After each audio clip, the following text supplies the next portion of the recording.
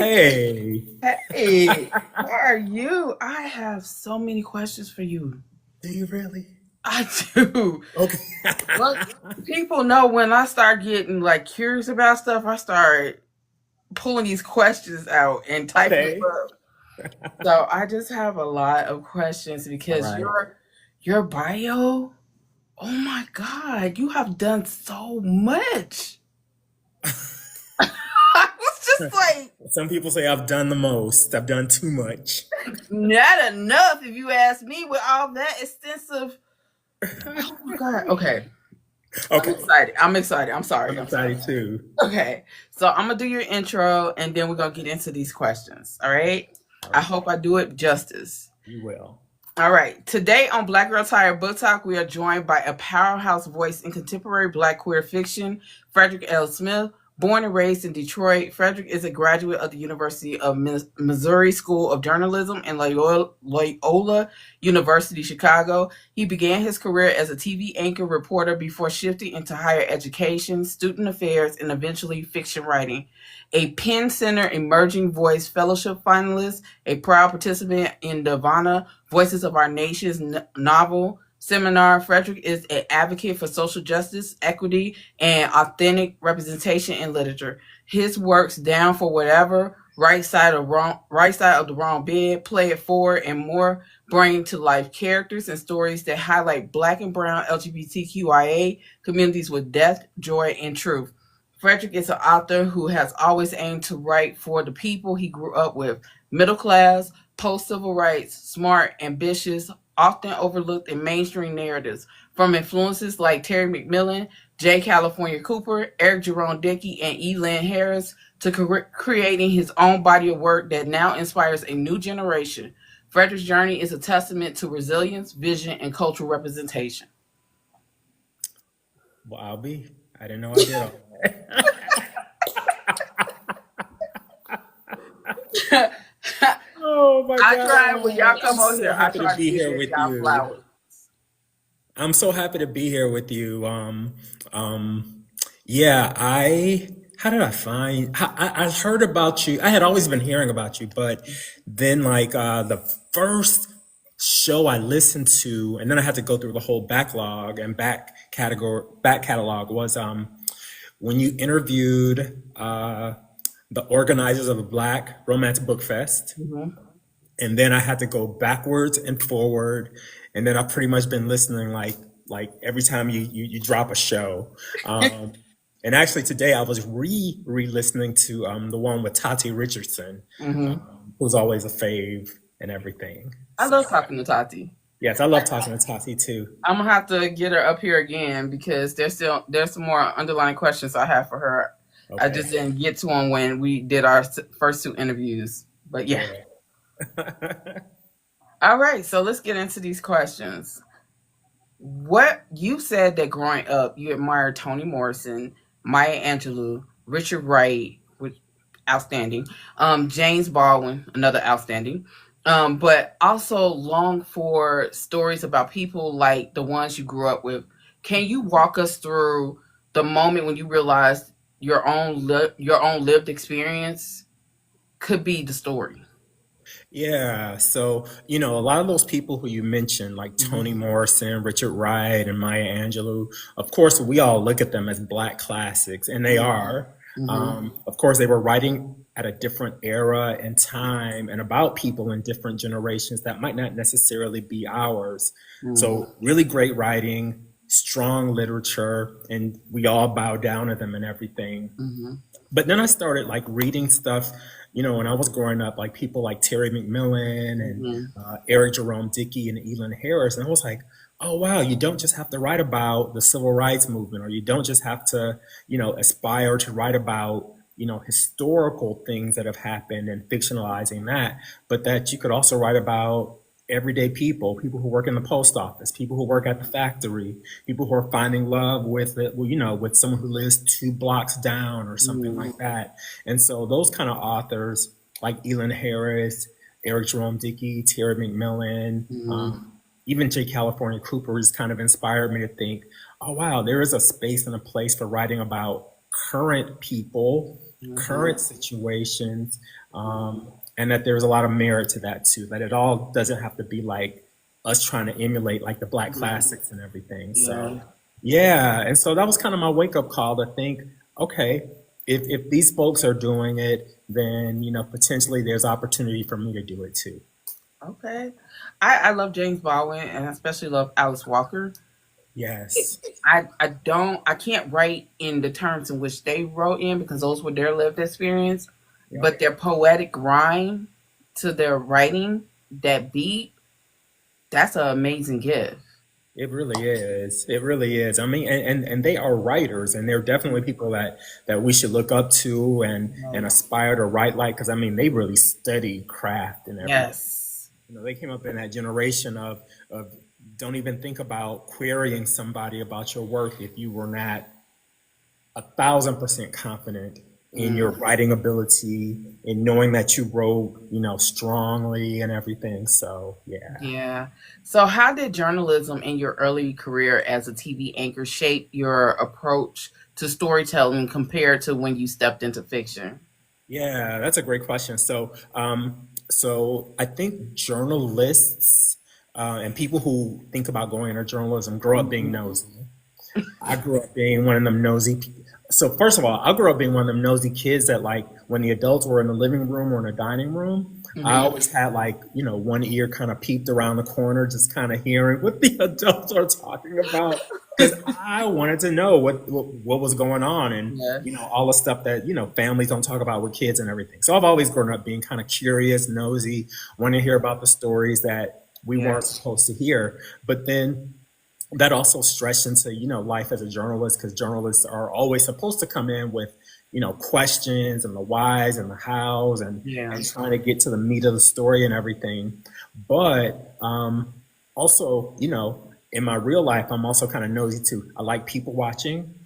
I like hearing people's conversations. I think that people's conversations are great jump off points in the fiction. Mhm. And, sometimes I feel like I hear the craziest, funniest, most inspiring things from people talking about everyday things happening in their lives. And I'm Mhm. like, oh, that would make a great line in a story. Let me put that on my notes app right now.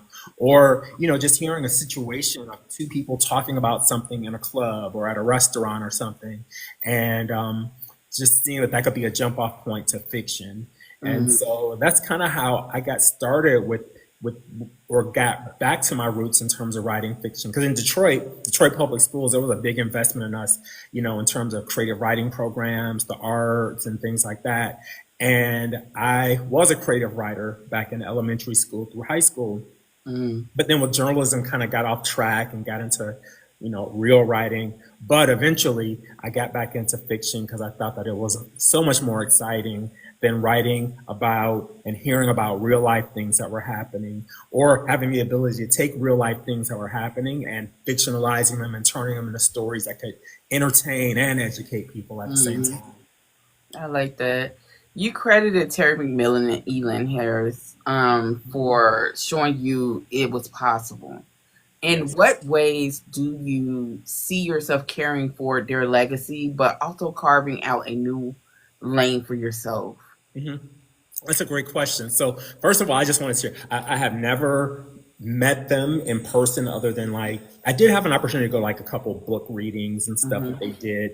Elon Harris, when he was alive, Terry McMillan is still alive, and I've gone to several of her book readings. So, I've never had a in-person, in-depth conversation and be like, oh wow, this is what you've meant to me in terms of my life and career and writing and everything. Hmm. But how I credit them is that like for Terry McMillan, you know, someone who grew up in Michigan. She grew up in Michigan in the Detroit area. I grew up in Detroit. One knowing that someone who's from my hometown and my home state, could make a big splash in fiction the Hmm. way that she did. Was inspiring to me in terms of thinking about being an aspiring author. Um, and just the stuff that she wrote about that was just so real for people, like thinking about the sisterhood between black women, the Hmm. pursuit of relationships in all the wrong places, all the funny family situations that she Yeah. writes about in her novels. I was like, wow, she's writing about like regular everyday people that we know and grow up with, Mm-hmm. And that there's merit in writing about that in terms of fiction. In terms of Elin Harris being an inspiration for people who, Elin Harris was like the first writer whose stuff I ever read that wrote about black and gay men. I Mm-hmm. had never, ever, ever seen a story, a novel, or anything that centered, not only gay people but black gay people. And Mm-hmm. so, Elin Harris's, novels like Just as I Am and Invisible Life were like big awakenings and aha moments for me. I was like, whoa, if Elin Harris can write about this, and of course, I grew up sneaking, having to sneak the books in my Yeah. backpack or putting them under the bed because we weren't supposed to be reading that at the time and everything, along with a lot of other books. But Elin Harris was just that whole idea of being seen, Mm-hmm. being validated by seeing oneself in books, and it made me believe, and it inspired me to believe that I too could one day, be a published author. If Elin Harris is doing it, and he's also from, I just remember he's from Flint, Michigan originally as well. So look at all these Oh. Michigan people influence. Yeah, I think he grew up in Flint or maybe Arkansas then Flint or there's something like that. Mm-hmm. Another Michigan connection. But I was like, wow, if Elin Harris is doing this as an openly gay black man, then that's something I could aspire to do too. And so I've always looked up to both Elin Harris's work and Terry McMillan's work as being kind of inspiring and motivating to me to think Yeah. about author life. Oh. So let's talk about your books. Let's talk about Down for Whatever. Yes. Down for Whatever. Two black queer men, two Latino characters, and places them in a shared world of friendship, family, and love.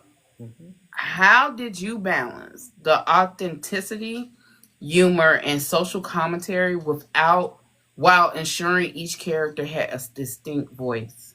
Mm, that's a great question. And, I wrote that novel at a time when I had just moved to LA. And, Mm-hmm. that was, and that was a time when I moved there for a job to work at a university, but I had this aspiration. I wanted to go write for one of the soap operas there. I never worked out. And so I was like, okay, novel writing might be my next best thing. And I'm glad I did. And so Down for Whatever came about because I was taking these creative writing classes at the UCLA writers program, extension writers program, and that's school for like adult learners going back and want to do a certificate or something. And in that class, I was like, what am I going to write about every week? We have to turn in something like 10 pages every week. And so I started writing these little short chapters about, black gay people or Latino gay people going to nightclubs in LA. Mm-hmm. And every week I would take it in, and there was no one black in the class. There was no one gay in the class that I knew of. But they were just fascinated with these stories about these people going to nightclubs. And I'm like, I see this every Friday when I go out. I don't know what's exciting about it, but they loved it. And Yeah. so that was actually the origin story of how Down for Whatever came about. And that book came out in 2005.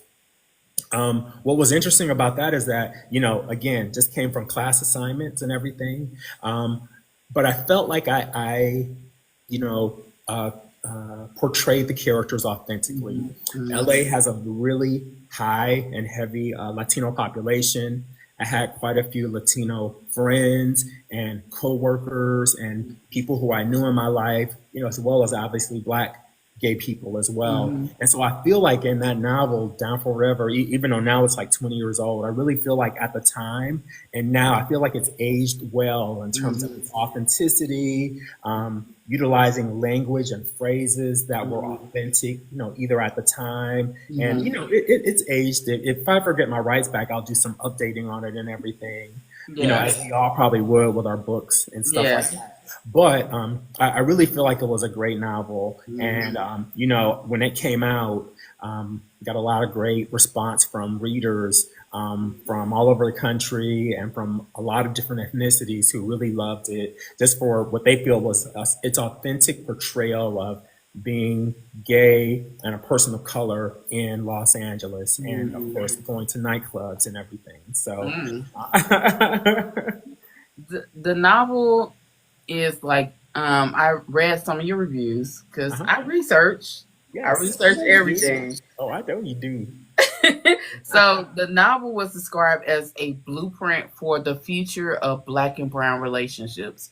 Oh, Was wow. that intentional when you started, or did it emerge as you developed the characters? hmm You know, it probably emerged as I was writing the characters. Like, I don't know if I went into writing that novel with an intention of it kind of, building bridges. I mean, well, how do I want to say it? I don't know if I was going into it with a really big idea that it was going to do something for, black and brown relationships or anything like that. What I really just wanted to show was that, I think a lot of times in popular culture media then and now, there's this tendency to want to split people up, say there's always infighting. And of course, Yeah, people have their conflicts with different groups of people and stuff. yeah, But, I was also in circles where people were getting along and going out together and going to, some similar places as well as, their separate places and yeah, everything.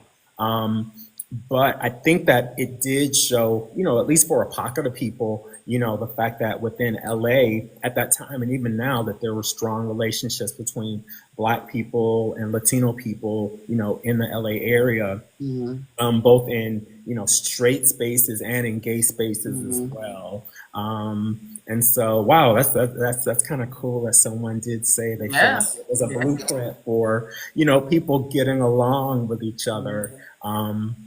Yeah, it's kind of flattering. That's kind of nice. It your that story reminds me of Boys Town in Chicago, Yes. because in Boys Town you will hear often from the news saying that we're separate as far as the Latino community and the Black community here in Chicago, but we get along better than Yep. anybody in the city. Yep. So I love that was like such an impactful thing in that story. So Exactly. And historically, like if people read their history and then like even observe, they know that in these a lot of these neighborhoods, a lot of Black and brown people were kind of forced to live together, whether it was mhm, redlining, Jim Crow, or whatever. And so that mhm, forced relationships and forced friendships. And, mhm, of course, depending upon what kind of work people do, they work together, whether yeah, it's office spaces or at factories and everything. And so, I think there's lots of places where people do intermingle and intermix with each other. And the mainstream media just either doesn't see it, doesn't know it, doesn't care about it, don't care. or care to even depict it anywhere or Yeah, anything. But those stories are real. But there's also value in people having their own spaces too. People yeah, get along and connect with each other. But then there's also that time and space when people want to be around people who are like them and everything, mhm, because there's that sense of being able to identify yeah, with each other, or not have to teach or explain things to yeah, everyone. And so, yeah, so I think there's a balance and a give and take in terms of, people getting along, people, interacting with each other, finding yeah. their own time and space, etc. I see that like Chicago is a melting pot, just like Yes. LA is, and we have areas where we come together, but then it's segregated. You know what I'm Oh, saying? And definitely. most people be like, "Oh my God, it's so segregated," but there's a reason for that. We have our own communities, and people come in our communities and they enjoy our cultures. You know what I'm saying? And then they can leave our communities and leave us Exactly. alone. You know what I'm Exactly. saying? So Yeah. I totally get that. Yeah, you may or may not know this, but I used to live in Chicago. I lived Yeah. there. I went to grad school there. I was on the north side, but Mhm. I know about all the dynamics and everything. And my sister even lived there too for a while Mhm. after she finished school. I love Chicago. One thing I always tell people about Chicago is that, compared to spaces in LA or San Francisco, where people kind of, they do their fair share of acting Mhm. around, who you are and if they get along with people who are different. I was like in Chicago, you knew where you stood in every neighborhood. Yeah. You knew where to go, where not to go. You knew where you were going to be wanted, not wanted, and you picked and chose your times and battles in terms of what side of the city you were going to go on, what neighborhood, or what neighborhood you were not going to go in because you knew that they did not welcome, Mhm. us or anything. And I was like, Chicago was real. Chicago was a real city. I mean, Mhm. real in terms of people being real and Mhm. not playing games and not like acting or anything like that. Like That's Chicago is not pretending. There's For no. sure. For sure. Let's talk about the right side of the wrong bed. Okay. Wow. So that was my second novel, and that was on Kensington. So I lucked out because my straight out the bat, I got picked up for the very first novel that I ever Mm, queried and got out there. And so Kensington, there was a senior editor. I think he's editor in chief now. His name is John Scanamilio. He contracted me for two books. And so for my second novels are always hard for any mhm. writer because you're like the first one was easy. I just wrote it because I wanted to. But then the second one, you like I got expectations, I got publisher Mm, expectations, I got sales expectations and everything. And at that time back in the late 2000s, like '05, '06, '07, '08, there wasn't a lot of social media, bookstagrammers, book talkers. yeah. It And was just so blogs. it was like just swimming in a big lake, kind of figuring out who's your audience and everything. Yeah. But Right Side of the Wrong Bed is a story of I kind of call it opposites attract, age gap, um, and their age gap at the time. So like I tend to write along the generation that I'm in at the moment. So Mhm. that was an age gap between someone in their early 30s and someone in their early 20s. And this whole idea of are they going to make it work or not get it work, make it or not make it work. Again, another gay couple. In that novel, that was a black person and a Dominican or Puerto Rican. Mhm. I can't remember his exact ethnicity. And random night meeting at a nightclub, and from there, I there were points in the novel where I where characters alluded to these two main characters as kind of a Bobby and Whitney. They were always hot and cold, on and Mhm. off, with their relationship dynamics and everything. And that was a really fun novel to write as well. Mhm. Like it really just came out like really quickly Yeah. compared to my first novel or any other novel. I think I did my first draft on that in like probably 3 or 4 months, which is Mm. quick for me as an author. As I tend to be, I mean, I can be fast and productive, but I can also be kind of slow and methodical. But Right Side of the Wrong Bed came out really quickly, and that was a fun novel to write. Mhm. Of course, again, if I could do overs with that novel or any other novel, I would. And if I ever get my rights back on that one, there are things I would definitely change in there to Yeah. make it, more definitely up to date to now in the Mhm. 2020s. But then also, there's things I would change, with all Yeah. my novels in terms of endings, in terms of, directions that they went into, in terms of Yeah. storyline and everything. But yeah, that was a really fun novel to write. I did not make my sales expectations on that one. And so Mhm. when my two book contract ended with Kensington, that was the end of my relationship with Yeah. Kensington. So great experience working with John and the team there. Yeah. I really liked working with them and everything. But then I had to kind of figure out, I still want to do this novel writing thing. So what's going to be next? Yeah. And so I had a little bit of a hiatus. Right Side of the Wrong Bed came out in '08 or '09, somewhere around there. And then it wasn't for another 7 years that I had another novel come out, Yeah. um, and that was Play It Forward, which came out on Bold Strokes Books, which is the label I'm on right now. And Okay. I've been with them for And 10 years since I have a 2015. question about that one. Yes. Okay. I have a question.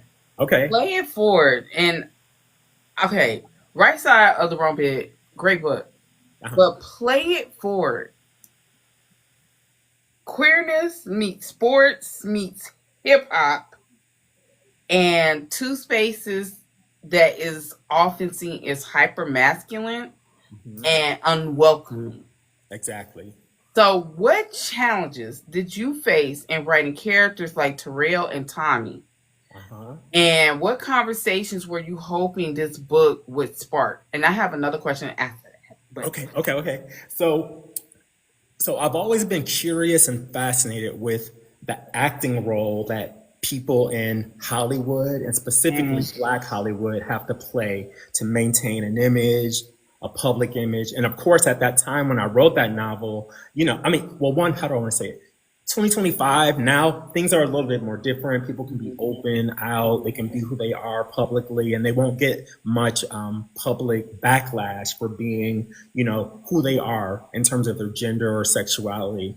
But I've always grown up with this fascination about who is and who isn't in sports, in music, in hip hop, in acting, and what would it be like for someone who's like a professional athlete, for someone who's like a hip hop star or rapper, you know, who might be dealing and grappling with their own sense of, sexuality and who they really are on the inside privately, but then publicly have to put out this image, to the public in order to keep their fans and fan base and keep Yeah. people happy and everything. And so for shaping Play It Forward, I thought a lot about what's the mindset of someone who who can live this public life as a straight person, but then when they go home, they have to struggle with, figuring out if the people in their circle are going to keep their, honor their NDAs, people Mm. in their circle are going to honor, maybe things they observe and see who's coming over to the house, who's spending the night and everything. And that's what I thought a lot about with Tommy and Terrell as a couple in that book before Terrell actually found true love in another character in the book that ended up being the happily ever after. So So that was some of the stuff that went into my mind thinking about Play It Forward and those characters. here's the follow up to that. Uh-huh. How do you navigate writing a closeted character without reinforcing shame, but instead exploring the nuance of their reality? That's a great question. So I think one, for myself being, gay, but openly gay, but knowing people who are along that spectrum, of, some people who are out, some people who are not out, or figuring out how to come to terms. Like, as I talk to people, I learn about, how it is to, be an adult and still struggle internally with being who you really want to be or who you are, but feel like you can't be. For myself, when I was growing up, I mean, how do I want to say it? I came out when I was in college, so it's never been an issue for me. But I do think back to like when I was in high school and maybe the beginnings of college, and I'm like, huh, I have my own internal struggles with, do I live out and proud? Do I keep myself hidden in and just, pretend to be, someone who I knew I wasn't and everything?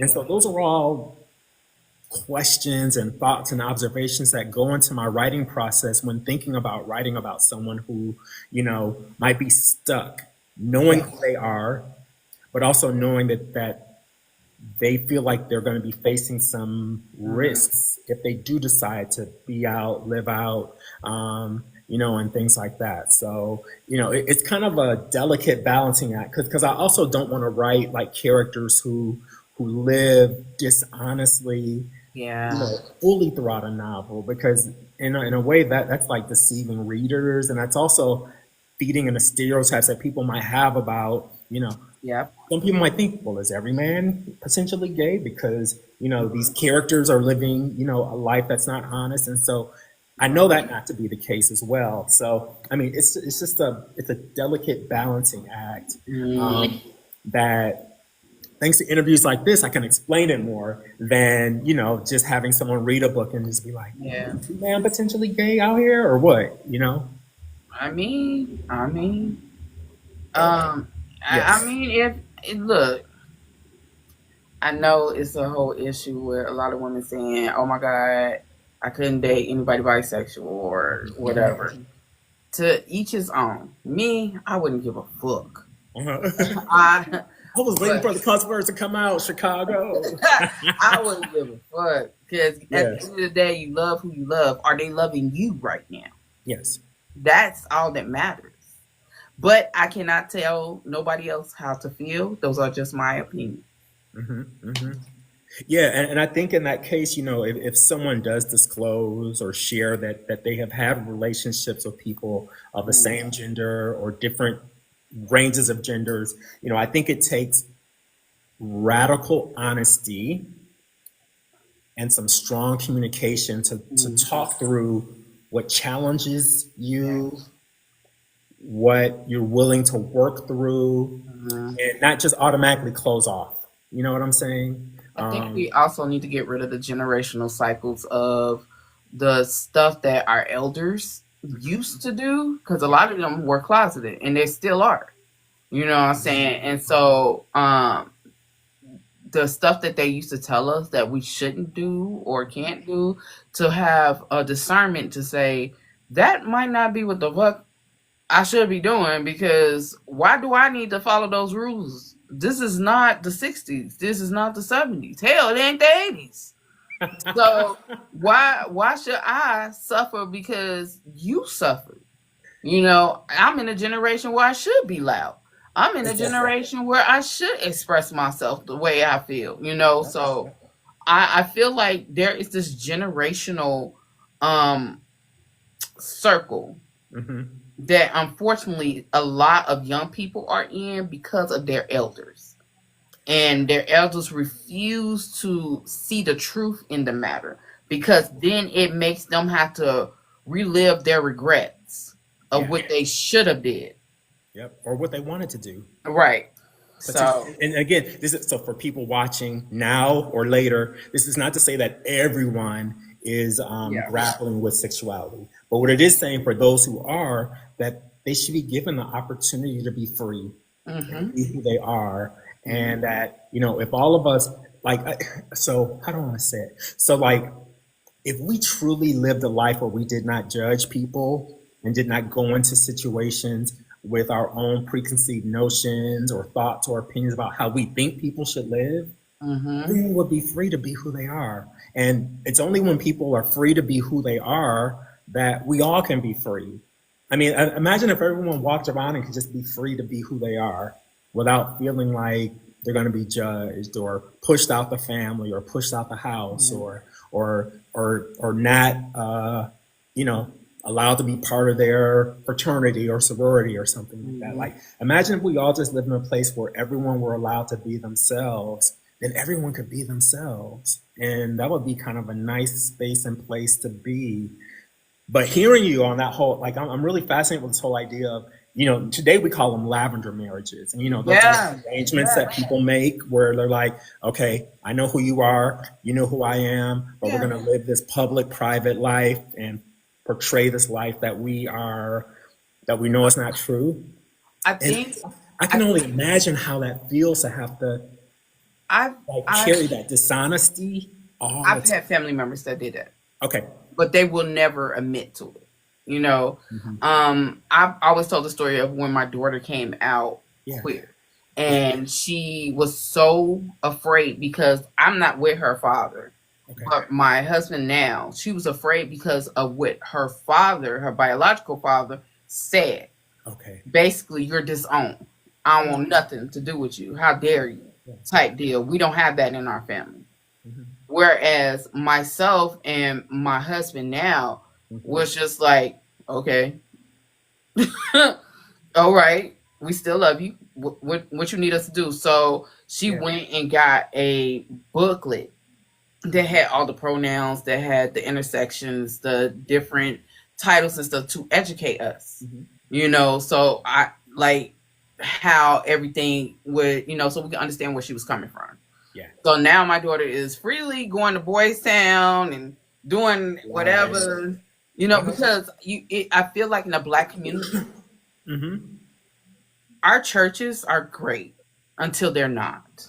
Hmm. When it comes to sexuality, regardless if it's the LGBTQIA community or the BDSM community, Hmm. there is always judgment and uh we're going to hell. Hmm. So I just wanted to love on my child Yes. so that nobody else can come in and take her away from me. You That know is what I'm so saying? important. And I think that what you just shared and how you are with your daughter is a perfect example of how people who are raising young people can just be being open to who Mhm. their young people are helping them find resources, Hmm. being willing to, go to prides with them or be like, hey, you want to go to pride? You want me to go to pride with you so we can go watch the parade together? And just showing that opportunity or showing that willingness to be supportive, to be a supportive, parent or guardian or foster parent or whatever. Hmm. Those are the ways that I think that we can role model and Hmm. show a sense of openness to our young people that they can be who they are. And like one thing I'm always fascinated with, and like so I heard it when so just roll with me on this example. So when I first heard about the whole people were getting mad about Biden and Harris, forgiving Hmm. student loans. Well, I had to pay my student loans. Why are they forgiving all these other people? And I always go back to just because something happened to you doesn't mean it has to happen to our young people. That Hmm. our role is to always make things better for people coming up. And so Hmm. what if your boss hazed you on the job? You don't Hmm. do it as a boss now. Huh. Or so what if Welcome to someone? Divine Nine. Oh, well, I won't go I ain't there. even finna get on it, but We're not gonna go there either. Or if just because it happened to you doesn't mean that you have to do it to the next generation. exactly. So, I think our role is just to make things better for everyone who's coming up. And like I often think, so like in my work role, I always think about who were all the terrible bosses who I had, who I did not like. Mhm. I'm gonna actively not be like them. Yeah. I don't Yes. have kids at this time, but then I think about some of the things my parents did and did not do, and I'm like, I'm going to use those as lessons to not repeat things that they did so that I Hmm. can make things better for whether it's my own kids if I ever have them, adopt them, foster them, or whether it's nieces and nephews and cousins. And then, I work with college students. So like, what can I do to make life better Bless for your them heart. coming up? And not repeat patterns and not repeat stuff. Because there's a lot of people growing up thinking, well, that happened to me when I was growing up, that this is how it's supposed to Yeah, be. I'm that like, that wasn't right, you know? it's crazy because my mother, she knows my daughter is queer, and she's like very religious, and she does not accept anything that's outside of Yeah. straight. Hmm. But when she found out that my daughter was queer, she said, "I love her, and she is the only queer person I love, but I still love Jesus." Yes.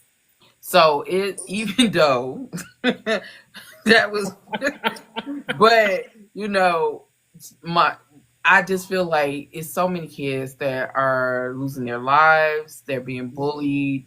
They're being pulled out of. They're in situations where it's just bad, and Yeah. and it's a lot of parents who don't love on their kids because of their sexuality, which I find. And this is one time I say, "Fuck your feelings." Hmm. Your kids did not ask to be here. Yeah. This is not a disease. They are born that way. Yeah. This is not a disease. I want to emphasize this. This is not something they made up because, ooh, today I want to be gay. Yeah. This is not that. So Hmm. I am hell bent on saying any parent that can't love their children, the children you birth, Hmm. then you're a really fucked up individual. Yeah. And I and it goes to this whole thing I think about. So like I live in San Francisco now, and there are quite a few young people who are unhoused on the streets, maybe mm, doing things that we wouldn't necessarily, and this isn't all big cities, but I yeah. see it personally in San Francisco. And it's in a lot of their situations because they have been pushed out or pushed away from their families. So Yes. I often say, whoever you're pushing out of your family for whatever reason, you're pushing them into arms of something that might be even worse or might not Yes. be even better. So it's Yes. better just to pull them in and love and support them than to push them away and not know where they're living, not know how they're living, not know who they're associating with and everything. Yeah. Better to be a champion and a partner and a supporter rather than pushing people away because you just don't know who you're going to push them into the arms of. My daughter went to Chicago School of Arts. Mhm. Her friends, it was so sad to me for when they came to the house Yeah. and be like, damn, I love your parents. They're just like, they really love you. To Yeah. hear teenagers say that, that's insane. That's And that, insane. yeah, and that means your energy must really be coming across. That you're a supportive parent and everything. especially for teenagers to say that, and for teenagers that want to come around adults, that means that Man, I couldn't get rid of them.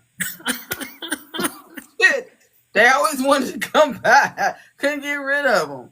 yeah. But yeah, I totally get, and that's why I'm enjoying interviewing you and learning more about you because your books really speak to, and it's not that, it may be 20 years old, it may be 15 years old, but it still resonates with the culture that it is now. And these are the type of books that are needed even in schools. And that's why this whole banning of books and stuff like that is such a hindrance to these children, Hmm. even college students, because I consider them kids to me. Yeah. So even when I was in college, I would want books like that in the library. I would want to be able to see books like this because who's to say that they want to read a sociology book or an anthropology book about cultures and the mind? Maybe they just want to read this book because it relates to them. Exactly. So I want to talk about your collaborations. Okay. Cool. So you have a collaboration with Chaz Lamar Cruz. Bruce, yes, one of my besties. So you co-author In Case You Forget and Busy Ain't Half of It with him. Uh-huh. What was it like transitioning from being a solo writer to a co-writer, and how do you merge voices without losing authenticity? Great question. So, first of all, I loved writing those two novels with Chaz. Chaz actually was a former college student of mine who always Mm-hmm. had interest in writing poetry, writing books, and things like that. And so, you know, after I did Play It Forward, I went back to school for a doctorate, and so I was working on like dissertation stuff for a few years until they both so supposed was like, it's time for you to do another novel. It's been like 4 years, 5 years, or whatever. What are you going to do? And so I always have this thought, and I learned it from, family and professors. Like, what's that saying? It's like, lift as you climb. And Yeah. so I always knew that Chaz wanted to write. And I Mm-hmm. thought, well, I'm on a label. Let's pull Chaz into this process of learning to write novels and co-writing. And so Mm-hmm. that's how I just went and I said, Chaz, you want to co-write a novel together? Bolshoi Books want something from me. Let's co-author. And he was like, yeah, let's do it. And so I was really happy to have him be part of this writing process, the learning process of writing and pacing a novel. Mm-hmm. Now, writing together is totally different than writing solo. And it's not in a bad way or a less than way or anything, but it really is like a collaboration of two Mm-hmm. minds. Like you need to be in constant communication and contact and Yeah. almost in sync around, the characters in the book and how they're going to sound because, people write differently. They might Yeah. write a character in different ways. And so one thing that we did to kind of mitigate and solve that was we decided that we both would kind of take charge of one main character in each book. So in case you forgot, I wrote a character named Kenny Kane, and Chaz wrote a character named Zaire James. And these two characters were neighbors like across the street. They were like nosy neighbors, always peeping into the window across the street and everything. They kind of liked each other, but they had to figure that out, Mm-hmm. throughout the novel. But that's what we did to kind of mitigate that was, Chaz wrote one main character, I wrote the other, but then we had to come together when those characters would come together in the book and talk and have dialogue together, or we would read each other's chapters and be like, I don't think Zaire would say that. I don't think that Kenny would say that. In terms of our technique, we used the cloud, so we used Google Docs to co-write together. Mm-hmm. And we also outlined so that we knew, like, in terms of sequence of chapters, whose chapters are going to be coming up. But we always had to wait for someone to finish their chapter because, if we got too far ahead, then we would kind of take plot out of sequence and everything. Mm-hmm. So that was some of the fun challenges of writing together for In Case You Forgot and Busy Ain't the Half of It. With Busy Ain't the Half of It, we really had to go into outlining mode on that one because in transition, I moved to a new city, got a much higher level position at the university I am right now, and my time was very, very limited. And so we had to follow a strict outline, which I do today to this day because my time is very limited with writing. And so Again, same technique. We used the cloud. We outlined who was going to take lead on what characters, and that was a fun novel too. Busy ain't the half of it because it was about it was a by awakening single dad Mm, who was actually in a lavender marriage, and he and his wife mm, decided they were going to get divorced to live their full, authentic lives mm, as a gay man, lesbian woman, and they had these twins that were in high school. And mm. so he got custody of the kids, and he was a single dad by awakening, and he fell for his teenager's principal, the hot teacher, hot principal, Ooh. and everything. And it's a romance. There is a Mm, happily ever after there, and Chaz took lead on another character who was kind of like this artist named Elijah, who was kind of a flighty character trying to mm. figure out life as an actor in LA. Yeah. Both the main characters gay, both dealing with family dynamics. They Mm, have some New Orleans roots and everything, and mm. dealing with the idea of especially for this one nephew, Elijah, can he be an artist in LA? Because his parents wanted him to be a doctor, do something Don't they all? serious with the degree that he earned. And he was like, I want to be an actor and everything. So, that was a fun novel. But collaborating with Chaz was so much fun. He's Mm, one of my besties, still one of my besties. And that was a really great process of writing and working together on those two novels. mm. So, what do you hope readers take away from these collaborative works that might differ from your solo novels? Gosh, well, one, if anyone's an aspiring writer, I would definitely say it is possible to collaborate with people, but I Mhm. think it really takes, having that either an established relationship or Mm, being willing to be, fully in communication with someone around the creative process, around mm, deadlines and timelines, around work ethic and everything like that. Um, but I also just love the fact, like with both those novels, Chaz and I have many years apart in terms of how we are in life. mhm, Chaz is mid 30s, I'm mid 40s, mhm, so we were able to kind of navigate and really show these generational differences in the gay community in these two novels, which was a mhm, lot of fun. And so I think that something that readers can come away with is looking at LGBTQ life. mhm, Through generational lenses, with Chaz mhm. taking lead on some of the younger characters, me taking lead on some of the older characters, and writing their stories. Okay. So, One and Done One and done. is a, to me, an academic queer romance. Yes, Set in San Francisco. yes. Your readers have praised it as authentic with depth, and the fact that it features older, career established queer characters. What inspired the focus, and why was it important for you to highlight this stage of queer life? Okay. So one, I, so how do I want to how do I want to say it? Well, one, I'm of the generation of the characters in the novel. As a writer, although I have lots of students around me who are in their 20s, I have Mhm. friends who are in their 20s, 30s, and 40s, and even older than me. But I feel like, in terms of having a command of a story and voice, that I'm most confident as a writer writing around people who are around my age. Like, Mhm. I don't want to have to go look up slang that people are saying now in their teens and 20s to write a book and Yeah. sound like this old guy trying to overuse these phrases that people don't even use anymore. So I'm like, it's kind of this joke. So, like, y'all work at a university and we're doing this major website revamp for the whole school. And so I told the people, I was like, can y'all tell all these professors to stop using pictures that are 25 years old when they first got out of school? Because they don't look anything like them. The students aren't going to recognize them. And so it goes back to that whole idea of, writing authentically, around ages that I know, experiences that I know, generations of music that I know, and that I Yeah. thought these characters would be able to relate to.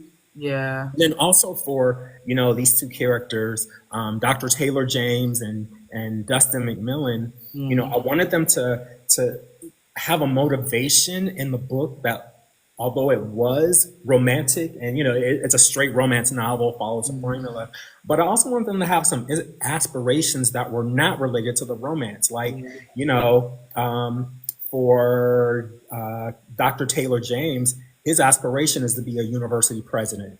Yeah. And not only to be a young black president, but to be young and openly gay and black university president. That's his aspiration, and that's what he focuses on, throughout the whole book. He even talks about, I don't date because I want to be a president one day. And Dustin McMillan, is an up and coming consultant with his educational firm that's like kind of assessing the university that Taylor works at. He jokes and quips, I make presidents. So you better do good on this and everything. Oh, he has an ego, Dustin McMillan. He has a lot of ego on him. But I think it was that push and pull around their careers and other aspirations, like related to family and taking care of older family and being the breadwinner for the family, or being the first in the family to go to college and having everyone come to you for the answers, or to be the family ATM or something like that. And so these are kind of real things that I experience and see in people who are in my generation. And I thought, why not write about two characters in their 40s in a gay romance novel? And this is nothing against, people who choose to focus on characters in their 20s, or even YA, young adult, or even characters in their 30s.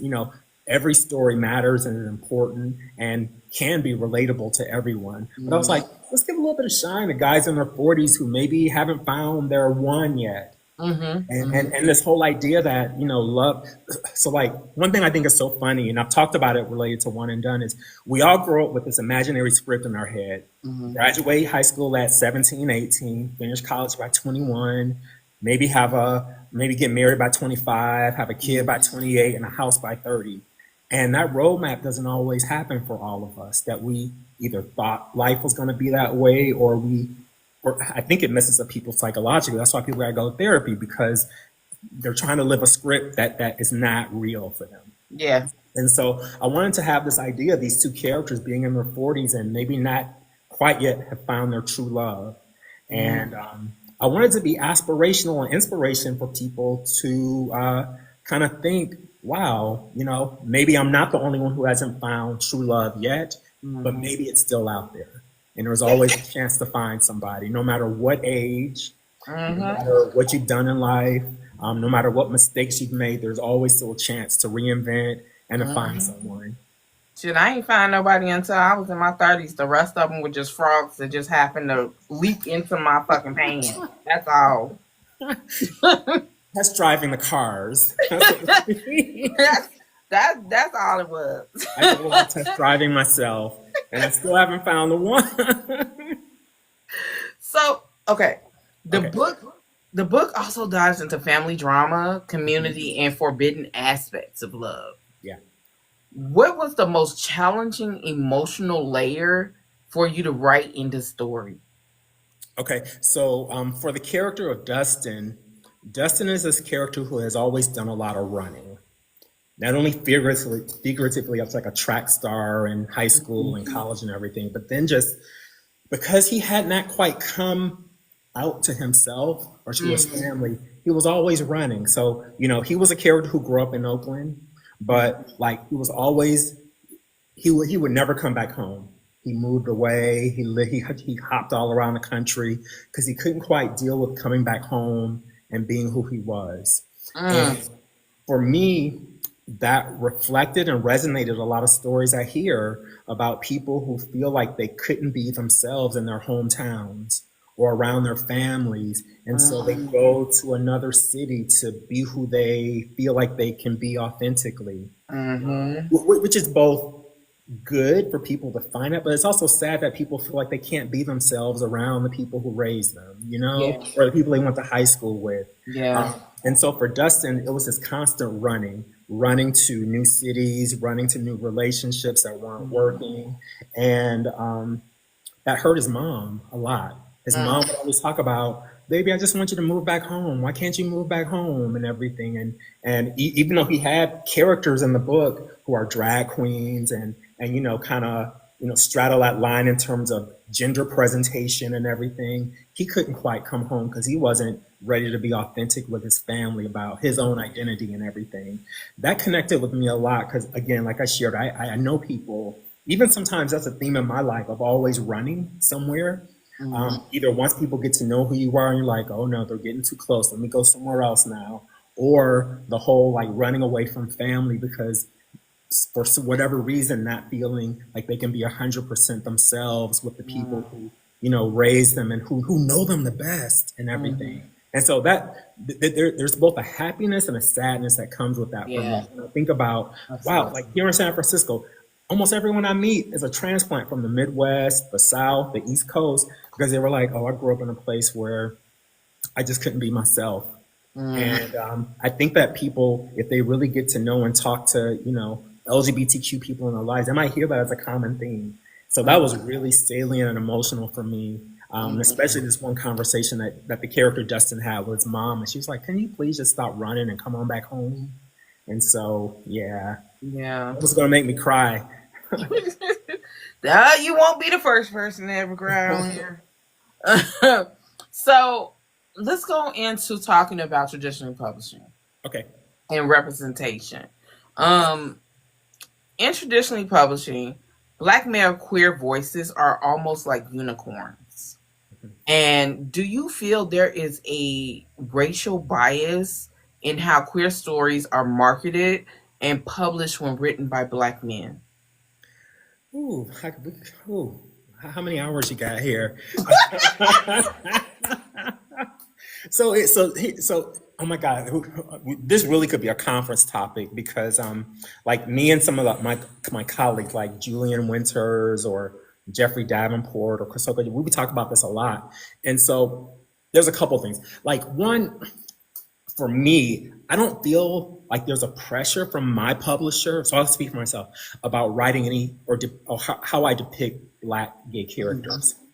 Sometimes I have to go back and forth with my editor. Like there were a couple scenes in this book that I was like, no, this is how Black people talk, or Black people keep funeral programs long after the funeral because that's just what we do. We're always passing them out to someone, you know.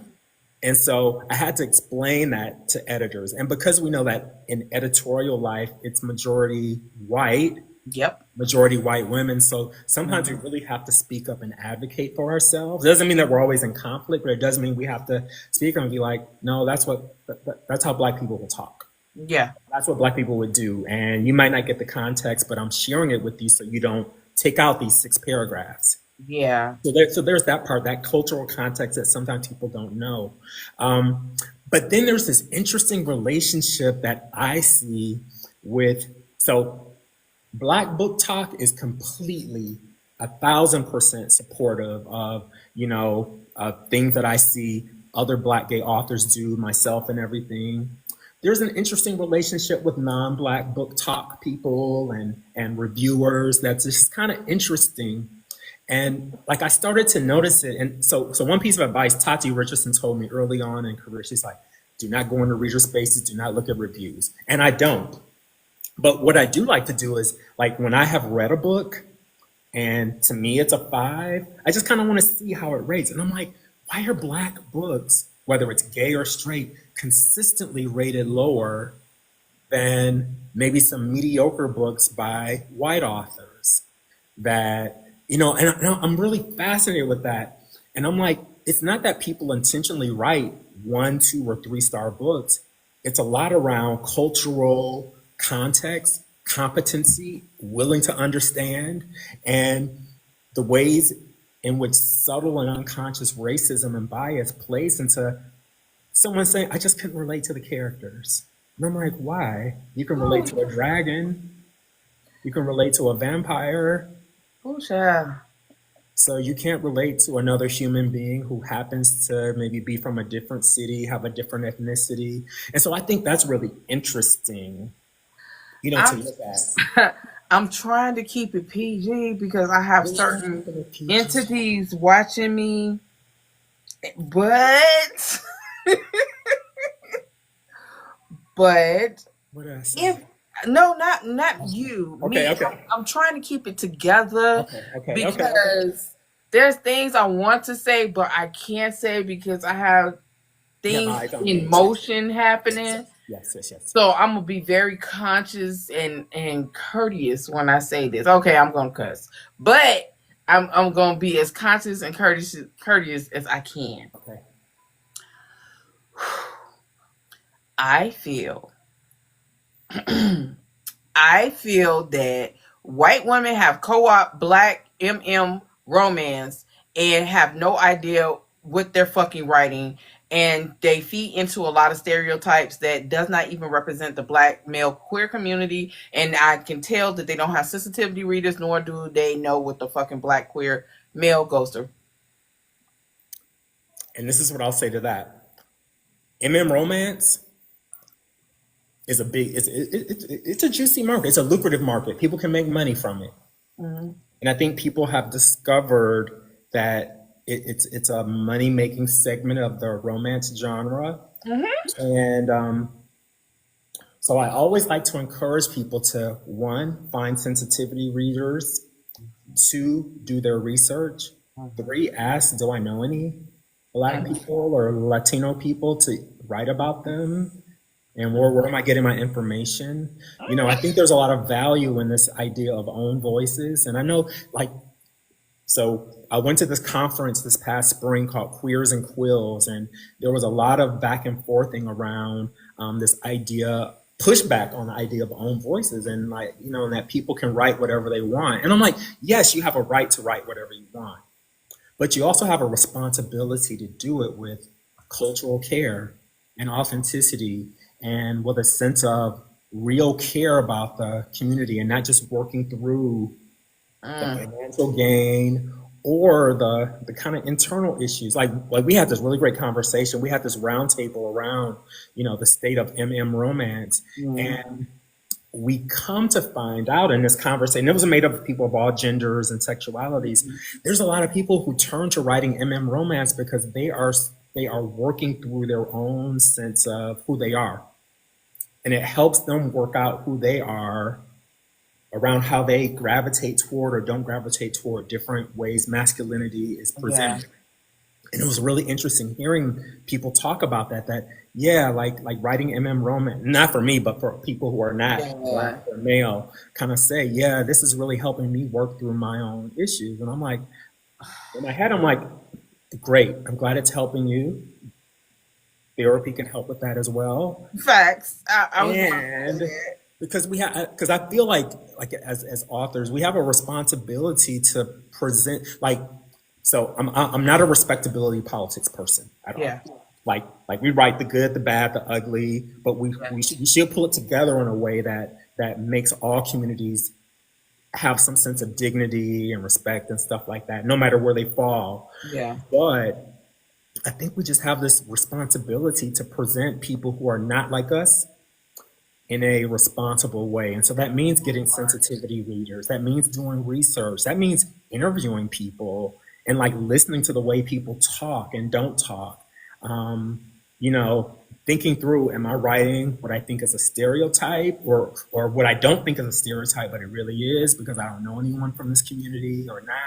I think that's really important for all of us that we're not just creating art, but that we are scholars of the art as well. And that's why I really love, like, when I hear authors like Kennedy Ryan and Beverly Jenkins talk about their research process, and it's not just sitting down and deciding, okay, I'm just going to write about someone who's raising someone with autism, or I'm just going to write about, Black men who were free but weren't free, and the dynamics between, free people and I didn't know that was even an issue until I started reading Beverly Jenkins novels and hearing her talk about, oh yeah, that was like a big divide where you raised enslaved or not enslaved and kind of the class issue there. So anyway, long story short, I think we all have a responsibility as creatives to do our work.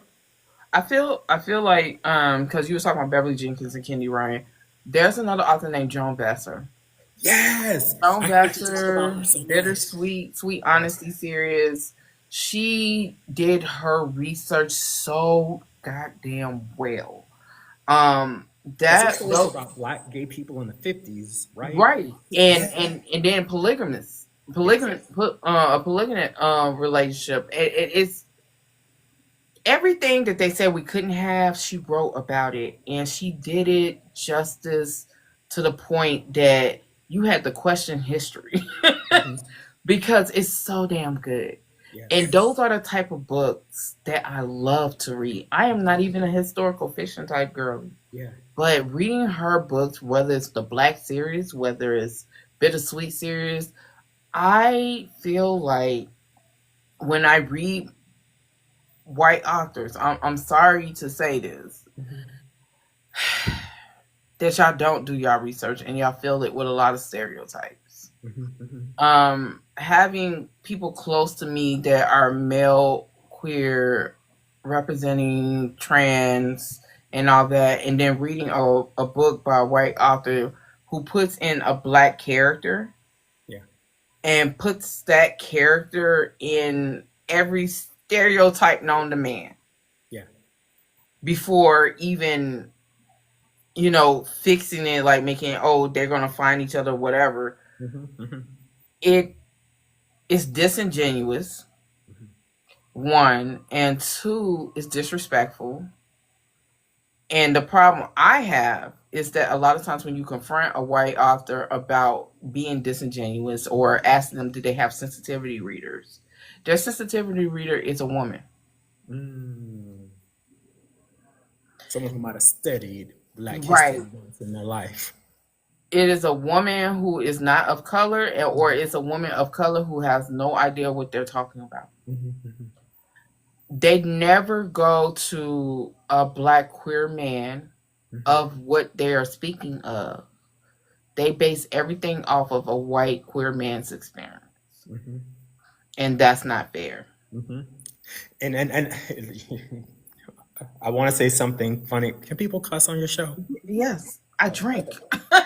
Okay. So there's two things I want to say to this, and they both came out of this Queers and Quills conference. Great conference, by the way. It'll be back in 2027. One,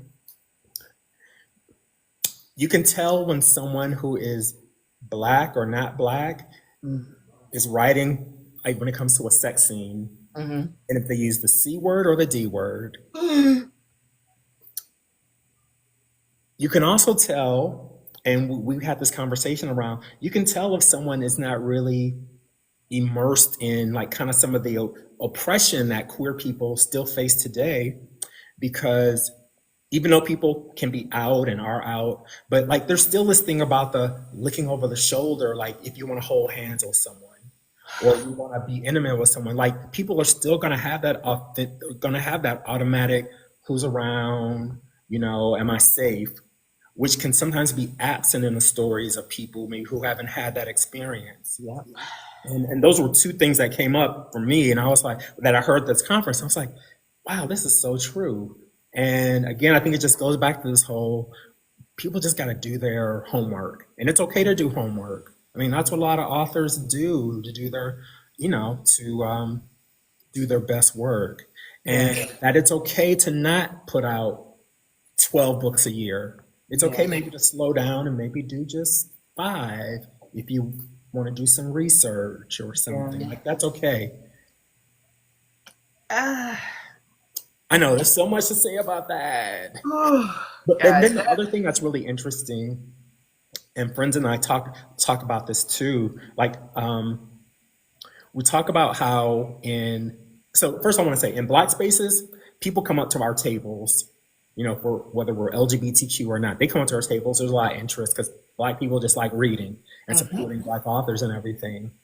I have observed sometimes there's a hesitancy at some of the mainstream queer book cons and stuff that, people kind of do that polite. They'll look, tell me what your book is about, and then keep walking, or don't have the same level of passion and interest in the stories. So, for example, me and Mika James were tabling next to each other at Queers and Quills, and we would just laugh. We were like, "You think they're gonna stop? You think they're gonna say anything?" And that was like our little fun with each other and everything. And what we Oh, could see when people were like, "Oh, okay. Oh, there's black people on the cover.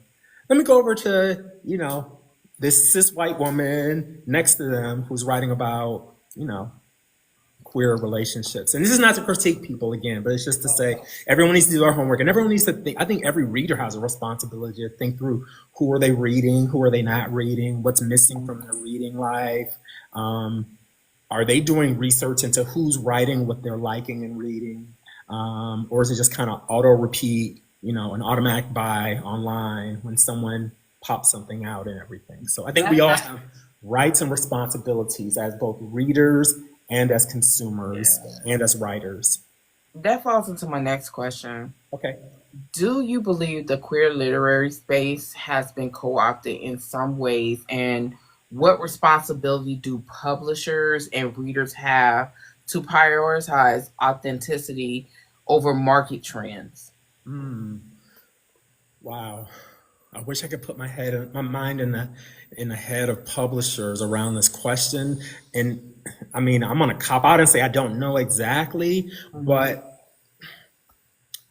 I think it's important. Like when I listen to a lot of podcast interviews, I love hearing an author say they don't write to trend. They don't Mm, write the market. They write to what feels like the story or the issue that they feel is most pressing to society right now, or most pressing that's important to them in terms of a message that they want to get out. And although reading and fiction should be entertainment, I think it's also edutainment, as again Beverly Jenkins yeah. and others say, like it should be edutainment. Like we're getting entertained, but we're also learning something too. And so, and maybe it's just because I work in college settings that I'm always like, we're always teachers. We're always teaching someone something. People are always learning from watching us and everything. And so, I think that this idea of not writing to trend is so important, and for creators and authors to really think through what is my artistic integrity around what's important to me, what are the issues important to me, Hmm. you know, because this goes back to this old school Oprah sayings about, if people can do what they really want to do with their lives, the money's going to come. Hmm. Hmm. If you're following your passion and doing what really is important to you, it's going to come, and it doesn't have to be a trend. And so I really value it when I hear people say they're not writing the market, they're not writing the trend, they're not trying to jump on the bandwagon of what they think is going to come next. Because I think that gives everyone a chance to be artistically authentic to themselves and Mm, really produce work that's really going to make a meaning for people. Like a lot of times I think about, there's so many books that are coming out now, and you know how earlier in the interview we talked about people like Richard Wright and Toni Morrison and Maya Angelou. Those books still stand 30, yes. 40, 50 years Yes. later. Yes. Sometimes I wonder, and this is not critiquing anyone, but sometimes I think among us who are writing current stuff, I'm like, how many of I mean, yes, physically they'll be around. They may be in a library, they may be on a device or something, but how many people are going to still be reading our books in Mm, 50 years? Like, will our books stand the test of time yeah.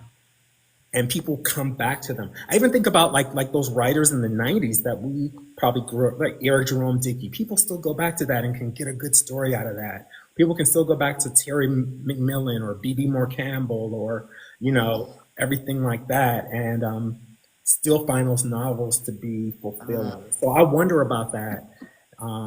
Wow, this is a good comment too. First thing, whether you're a writer, not everyone's a writer. Okay. yeah, that's true. Yeah.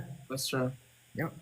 So, how do you think harmful stereotypes in queer books written by non black authors contribute to racist or even homophobic tropes? I just think that anytime people write things that are unchecked, whether it's by themselves, by sensitivity readers, by editors, then it does a disservice for their readers because Mm, it's passing on misinformation, it's passing on stereotypes, it's passing on, something that may not be true. And mm, so, I think that yes, there can be harm done when we, whether we intentionally or not intentionally, misinform or misguide people through mm, work that we do. And so, what do I say to that?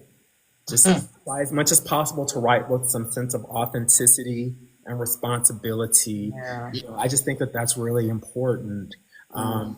And then, of course, if it's romance, we got to write to the formula of the happily ever after. There is no changing and getting around romance. There's no happily ever after. That's why it's called romance. Lord. So, That's a whole nother story, though, I know. one day People I who am want to going challenge to the formula. one day I'm going to do a panel because Hmm. I already did a queer panel before. Okay. I think I'm gonna bring it back because I want to add you to it because Hmm. I think there are certain questions that I ask. I want to expand on them that Uh-huh. is truly focused on the queer experience because a lot of times people say they understand the queer experience until they really hear the queer experience. Yeah. So Exactly. I'm gonna figure it out, Hmm. and I'm gonna be in touch with you. I gotta figure it out. Exactly. Because it's not just so like it's like with all cultures and identities. Yes, we can read. We can take a history class. We can take a Latino studies, a women's studies class, and we can learn academically. But it really does take. I mean, that's why storytelling and own voices is so important. That you Hmm. can learn authentically from the people who have lived those lives and histories and Yeah. experiences. And and can we go back to one more thing that I wish? Hopefully, this will be another panel later. I really want Black women sapphic romance writers to get their overdue, and just in the Mm. industry too. Like another conversation me and Mika had, at this conference we were at earlier this year. Mika James we're like, wow, people are openly into MM romance, Hmm. Hmm. unapologetically into MM romance, but then voice this hesitancy about reading, sapphic or lesbian romance. And why is that? If And that's a whole topic, yeah, as someone's by, I that's a whole topic. that's a whole topic, Um, and we don't have to go there right now. But it was just something we were thinking about. I Like, think because I'm trying to do panels that gives everybody a voice, hmm, and I've done BDSM. I did I do well. I've done erotica. I've uh-huh. done a queer panel. Um I've done a lot. Shit, hell, Yeah, you too. interracial, all that. Yes. But I'm trying to give every genre a voice Hmm. so people can hear it. You know what I'm Yes. saying? Um, I have not done a sapphic one, so I'm gonna look into that and do Yeah. possibly do sapphic authors. Hmm. And if you know of any sapphic authors, please tell them to hit me up. Okay, for sure. I, I will. I'll do it next month if need be. Hey, let's do it. I mean, Um, you do it. um, but But I can give you some names as well. Yes. yes, please. Now, Okay. from your perspective, where does blackness, queerness, and civil rights intersect in the literary space today? Mm. Sometimes I don't. I wish it did more, but it doesn't. Like those people we mentioned before, like especially James Baldwin and Tony, Mhm. and Richard, all those people. They were grounded in civil rights Mhm. and and edutainment and history, and really writing from that place of when there truly were only Black spaces and only Mhm. white spaces and very few gay spaces. That's where they were writing from, and so you could get that sense of urgency, or that sense of how dire the situation was back in the 40s, 50s, 60s, 70s, 80s. Yeah. I think now, and there's nothing wrong with it. Like, most people tend to skew more toward romance, which tends to be pretty, light reading, Mhm. maybe a little bit of education in it and everything. Yeah. But I think that because our schools aren't teaching a lot of LGBTQ history anymore, I think that if Mm. anyone is writing in that genre, I think we have again, it goes back to the whole responsibility of, if the schools aren't going to do it, if families aren't doing it, let's just throw a little bit into our books so that people get a sense of, oh, Yeah. wow, I can have thoughts about, LGBTQ history. Or I can, go research after I read this book something about, gay people who work in higher education or something like that. I think that, you know, No Child Left Behind, there were a lot left behind, and they're writing books Right. now. And and so I think, again, that goes back to podcasts and shows like this, and Mhm. writers today to really think through what is missing from, our books that our young people aren't getting, or even people our own ages aren't getting, that we can just kind of throw in little morsels and nuggets and have people walk away with this sense of, urgency. I mean, the state of current affairs right now It's is a hot looking good motherfucking mess. for anyone who is not white or male or Christian or straight. And at those four intersections, it's not good for anyone. And Yes. so I think that, and I love hearing and reading these interviews, online with Toni Morrison and Maya Angelou talking about the urgency of the job of the artist and the writer is to reflect the times, to show these times, Mm-hmm. and to help people really think through what's really happening. Because I mean, they're really trying to erase our books and our identities and disappear us, like as if we never existed in history or in fiction. And I really worry about book bans because that disproportionately affects Black authors, LGBTQ authors, I keep saying that. and if they start going after romance and calling romance pornography, then they're wiping out the most lucrative aspect of the publishing industry. That's what makes all the money for. That's why publishing exists, is because of romance. When Kamala was running, I kept saying on my platform, Hmm. it wasn't about Democratic, it wasn't about Republican, it wasn't about Independent, and then Green Party, none of that. Literary rights are on the docket. Literary rights is going up against a regime of dictators. Literary rights have just been given to Black people less than 60, 70 years ago. Exactly. What do you think your vote really means? Stop looking at the two motherfuckers sitting up front. Look at the backstory behind the laws, the litigations, the circuit courts. What your government is trying to do and take away from you. People were looking at the optics and not the policies. Exactly. And that in itself just uh and now Yeah. our kids are going to have to suffer. Our college students are going to have to suffer. You Hmm. know, that whole thing with Snoop Dogg and Movie. I can't think of his name right now. Yeah. That whole thing, oh, it's too much queerness in kids cartoons or Yeah. kids shows. And I said this before, if they don't start out young and understand differences and ethnicities and race and sexualities, they're going to feed into that same stereotype that I said that our older generation constantly tries to put on us and have a bunch of ignorant ass knuckleheads Hmm. running around here saying homophobic slurs and ethnic fucking racist shit. Hmm. Hmm. So I just feel like that people need to get it together. They be wrong, worrying about the wrong shit. Hmm. We understand that bad toupee ass motherfucker is in office. We get it. But on a state by state judicial level and the lawmakers in your state, they are trying to take away your books. They are trying to take away your bodily autonomy. They are trying to take away marriages from women and men who fought for those marriages. And it's the queer side and it's the interracial side. Exactly. You know what I'm saying? They're trying to make your children, your female children, lower ages to get married. Those are the things that should be the concentration of the people. I don't know what the fuck y'all be fucking fighting over, but that's not the bigger issue here.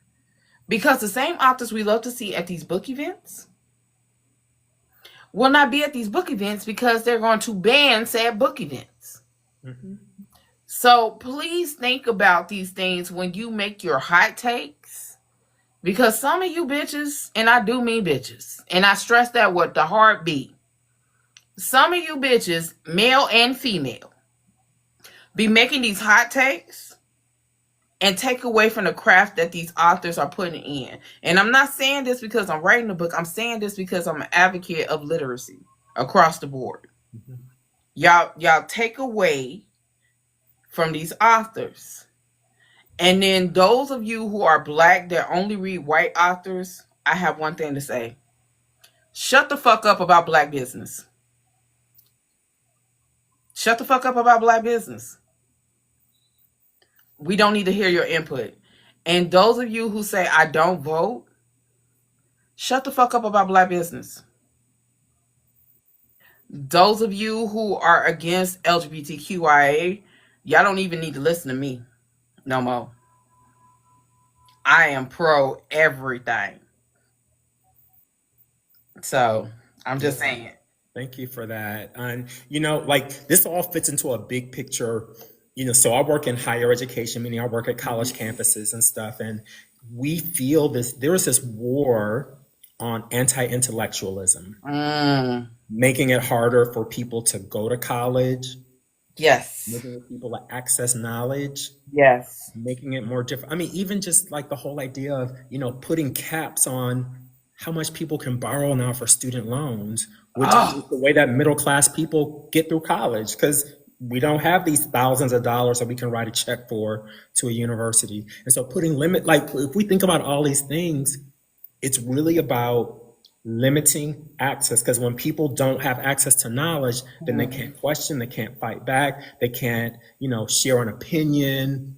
I even think a lot about, even trying to suppress votes. mm, Like it's just all part of this like piece of control, and it really makes me nervous. Or even things like who's getting disciplined more in elementary school. mm. And it's this. So anyway, yes, we could go, but yeah, anti-intellectualism is out there, Yes. and it's really an attempt to make people not know because the less that people know, the less they can speak up. I deal with it daily. And I'm constantly saying I'm the hood intellect. I'm ghetto, but I'm smart as fuck and probably Yep. can out IQ a lot of y'all. So therefore, let's get to the last few questions. Okay. What advice would you give to emerging black queer male authors or even male authors outside of the LGBTQI community who want to write in this space with care and authenticity? Okay. So the first thing I would say as a writer is to really develop a sense of community with people. Mhm. So like not just building up and trying to get to the top writer of the day and stuff, but building across. That means knowing book talkers, supporting their live events, going to Mm, book events in your city, really just developing a sense of community with people who are writing or who are interested in books. Because one, that's going to build your community for when you do eventually have something published or you want to have something. You don't want the first time people hear about you is when you're begging them to buy your book. And of course, we all beg, we all want people to buy our book, but it shouldn't be the first time that people hear from you. They should see you mm, making comments. They should see you attending events. They should see your face on screen if there's a live or something, so that they know that you're real and you're part of the community. yeah. I would say, in terms of, you know, craft, no, not craft. I would say reach out to, I am an open book. Like if Mhm. anyone wants advice, they want to have a mentor, they want to, Yeah. talk through what are some of the challenges and what are some of the successes or who can I work with?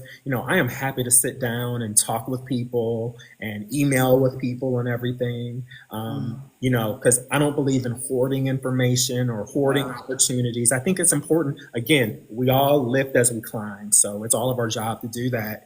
But I would say we all got to do our craft work too. So Mm, whether it's taking a free class at a community college or whether it's watching some online writing classes, it pays to get in community with other people who are writing so that we can all get better at mhm. what we do, so that eventually when we are out there writing, people will receive our work well. They'll be like, oh wow, it's professionally written, professionally edited, they put their best foot forward and everything. And I think the last thing I would share, and I stay out of bookish drama, so like Mhm. I don't speak negatively. Like even if I have what I think is a bad experience with anyone, I don't talk about it with people because one, it's my experience only, but then two, I don't feel like it builds community to like be Yeah. negative about people. So like if something happens, I might have my little tight circle of what did you think about that when it happened? You know, but it only stays within those people. I try to stay off the online drama with people and going back and forth. I learned from Tati Richardson, do not go in reader spaces. Do not read reviews. Stay away. The reviews don't matter. All that matters is that you know you did your best when you put a product out and Yeah. everything. Yep. Okay. So what's next for you creatively? Like, are there new stories or genres you're looking to explore? Because I would love to see you do a paranormal. I say this to every author. So Tati and even Beverly Jenkins said, Fred, we want to see you do a black gay historical, Oh. you know, set in one of those times of Beverly Jenkins novels, late 1800s or something. Mm-hmm. That's a lot of research, but I know I'm capable of it. I just gotta think about doing the research. But there's a great novel. What's that novel called? The Prophets or Prophet by Robert Johnson. He wrote a love story between two enslaved men, like in the 1700s. Great novel. But what I'm working on now is a second chance male romance. It's kind of like a college reunion romance of two Mm. people who were involved in college at the time because they were college students. Because one was a college basketball player, one was the kind of campus poster boy, did the whole RA student government. They kind of had an undercover relationship in college, but as adults, after seeing each other again for first time in like 20 years, I'm gonna write their second chance romance as grown men in their 40s. After all the trials and tribulations and living. So that novel is due to my publisher October 1st. I am working toward that deadline. It's going to be called, the title is Love as a Contact Sport. Mm.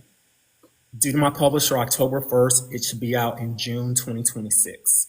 And in fact, today, after we finish talking here, I have a meeting with the cover designer because he's going to be showing me. He's the one who actually did the cover for One and Done, but he's working on the cover for Love as a Contact Sport. So today he's going to show me his drafts of the cover, even though I haven't turned in a novel yet. But I'll get it in by October 1st.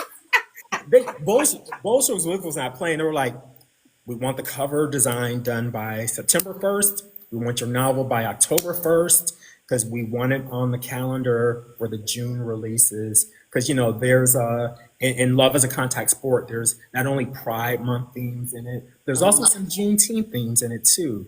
I'm so excited about this Black Gay Pride Juneteenth party that some of the characters are going to throw, and like they're going to be dancing, they're going to be eating. These people are super educated, but they live like they did from the cities they came from, and I'm really excited about writing these authentic Black gay men in their 40s and 30s and 50s who just built this beautiful community together. Oh, And I so, love her. and they're going to support this second chance romance between these two characters, Brent and Rennie. So I'm excited. If you ever come back to Chicago, I would love to interview you at a book tour or anything like that. Because, Yes. And I would love to, keep me in mind for some of the book tour events you do too. okay, most Yes. definitely, most Yes. definitely. Please do. Um, where can we buy your books? Like, how can we support you? Like, I you just made a fan. Uh, Thank I j- you. how can we Yeah. support you? How can we market help? Because I'm gonna say this, because you want to. You black male authors, y'all marketing is lackluster. Lackluster. We be trying to search for y'all like a needle in a haystack. Y'all better find some of these readers that be on it and market y'all stuff. Because what the fuck? And that's why I say the relationship with the Black book talk community is so important. Mm-hmm. If you can get involved with some of the big Black book events, especially male authors, LGBTQ authors, please, that whole connection and community piece is important to the Oh, market.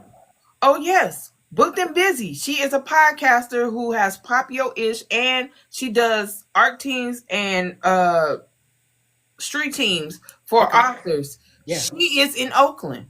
Okay. All Y'all right. need to connect. We do need to connect. Yes.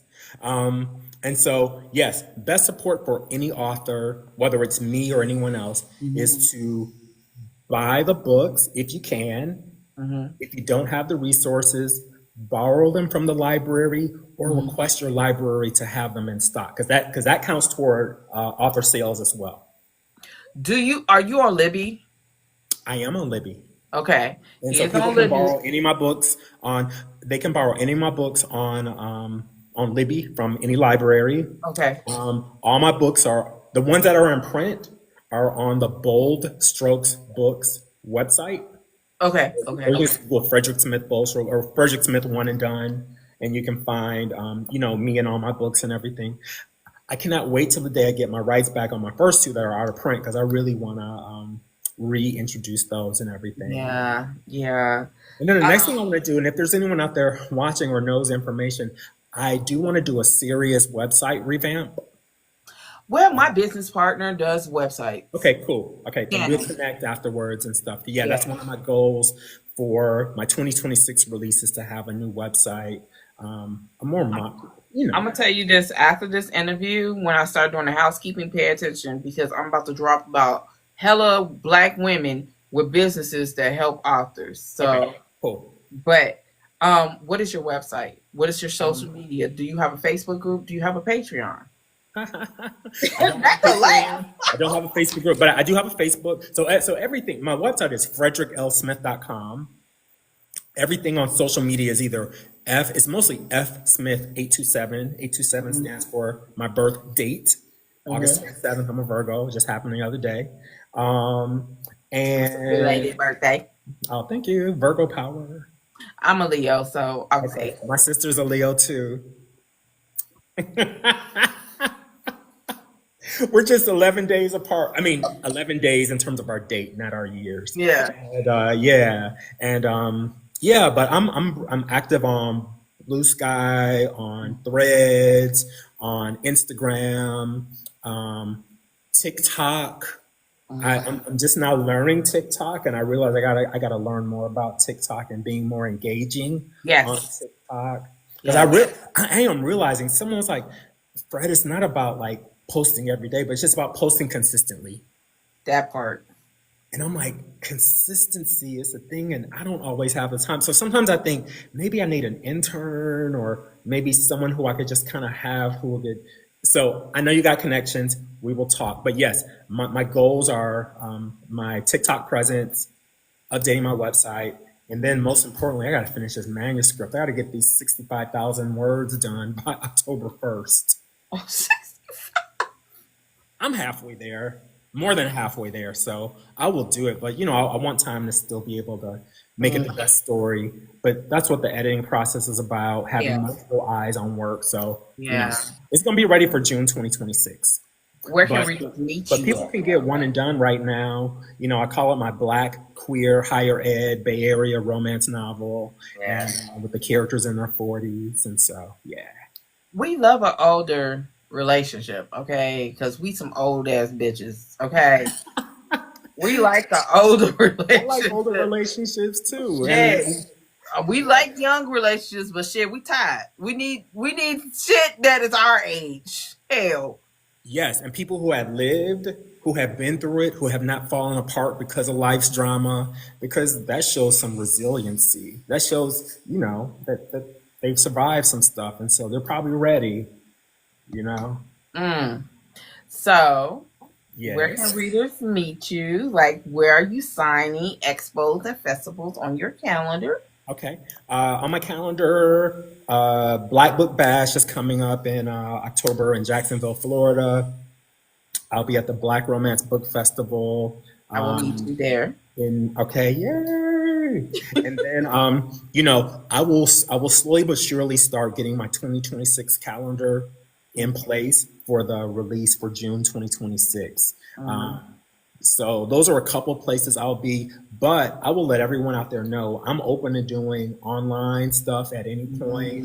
Mm, Online interviews, connections, and then I love going to all the book fests and everything. mm, My publisher don't always send me. I gotta out of pocket it, but that's the part. People gotta learn how to balance their budgets. mm. As with being an author. So even though I'm traditionally published, and many things are taken care of by the publisher, there's still some things they don't cover. Like they don't always cover travel and trips, and hotels cost, and Mm. making sure you got enough inventory to go to these events, cost. So that's just something to be thinking about: is how does your day job invest into your author job? Mm. Yes. So I'm about to do your outro, and then I'm gonna get into this housekeeping. Okay. I just before I even get into that, it has been a pleasure talking to you. It's been a pleasure talking Um, to you too. I don't know what panels I will be doing for the Black Romance Festival. I hope you're on one of those panels and I can go more in depth with these questions because I just enjoy your honesty and just it's like a breath of fresh air, you know. So I appreciate it and you from every review I read, I know you don't read the reviews, but I had to research. Every Yes. review I read, they just adore you. They Oh, adore you and they love your writing. They even compared you to Elin Harris. So just wow. know that you are loved and you are truly being accepted by the readers as far as your writing. So I just Thank you want you so to know much that. for that. Thank you all very much for that. I appreciate that. So let's get this outro going. So Fredrick L. Smith has proven through every book that Black and brown queer lives are not only worthy of being centered, but are layered, vibrant, and essential to the literary world. His stories reflect the complexities of love, friendship, identity, and resilience in ways that push beyond stereotypes and give voices to experiences often overlooked. Thank you, Frederick, for bringing your truth to the page and for joining us here on Black Girl Tired Book Talk. And to everybody that tuned in, make sure you pick up his books, follow him on his socials, and keep supporting authors who are reshaping the narratives we see in literature. Until next time, I'ma always stay tired and inspired. But you stay loud, stay loved, and stay black on Mother